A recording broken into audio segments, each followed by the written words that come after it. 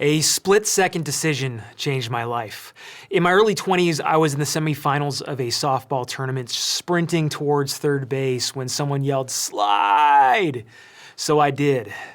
My left foot hit the bag and my ankle shattered with the sound of a snapped tree branch. My foot was literally facing backward.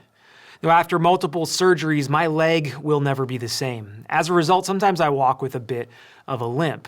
And one of the hardest things to overcome was the hit to my pride, because I'm never going to compete or run or jump like I used to.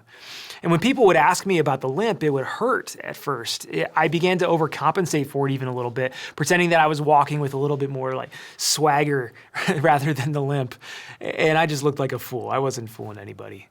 But God, He used this injury to teach me a valuable lesson.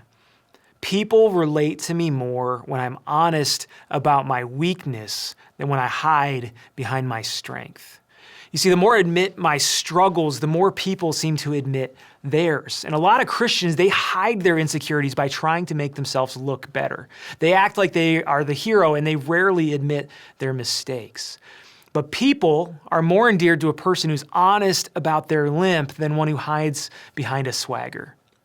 So we want the real you, not a fake. Just look at Paul's example. He wrote, "If I must boast, I will boast of the things that show my weakness." And then he lists all the hardships and struggles that he had faced. And Paul could have become proud of all of his accomplishments and the influence that he had in the church. But God allowed him to have this thorn in his flesh. And when Paul asked God to take that thorn away, the Lord replied to him, "My grace is sufficient for you, for my power is made perfect in weakness."